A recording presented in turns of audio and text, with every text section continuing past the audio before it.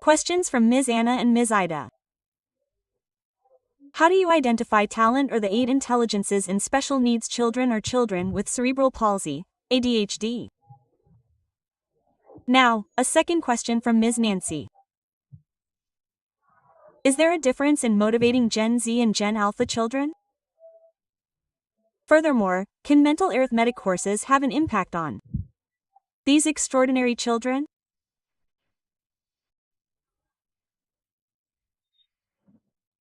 Yes, children with special needs, whatever the special needs, whether cerebral palsy, autism, Down syndrome, or children who are blind, deaf, and so on, have talent.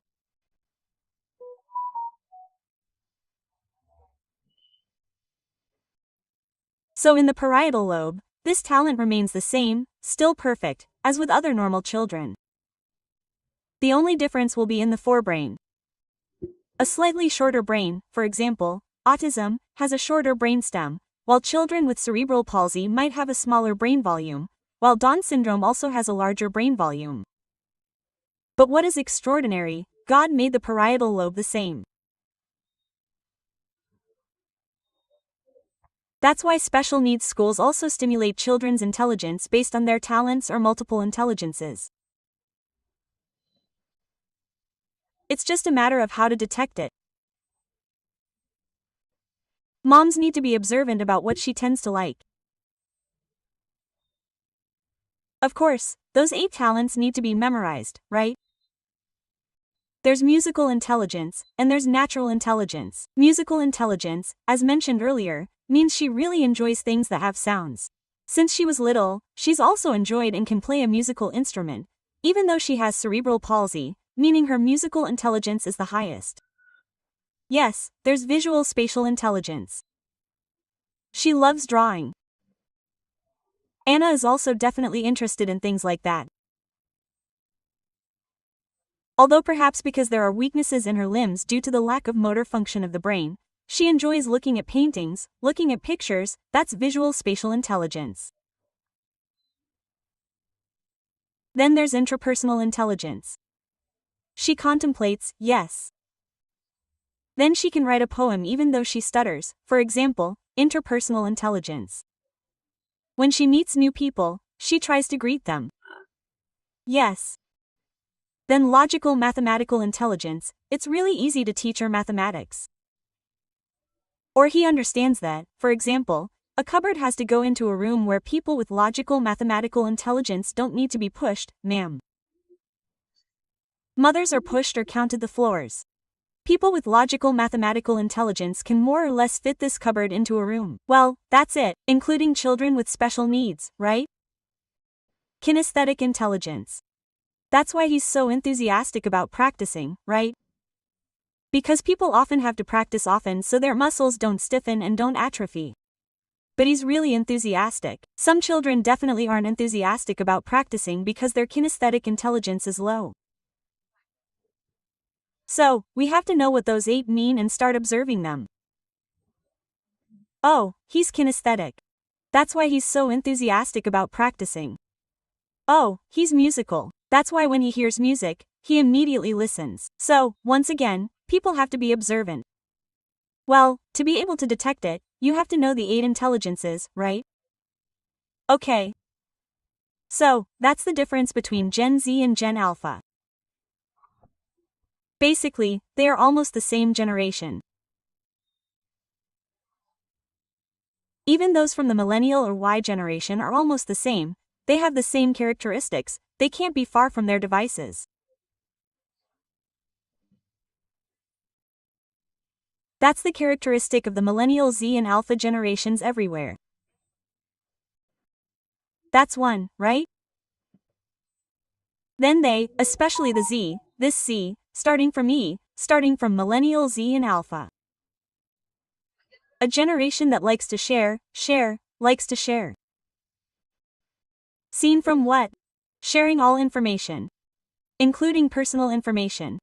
Where are you? Send photos. What are you having for lunch? Send photos. That's the characteristic of the millennial generation and below.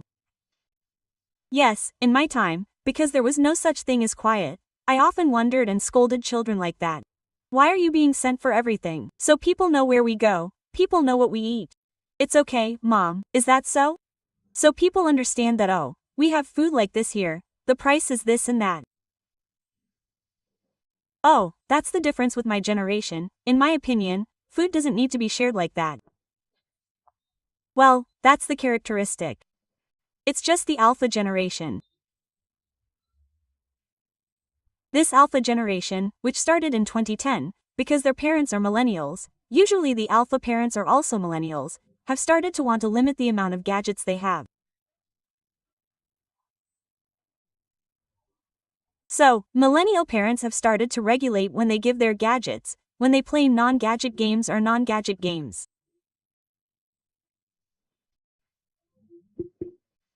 This should be the case because experience shows that if it goes too far, it happens with Generation Z. Yes, they still have to hold their gadgets or carry them everywhere.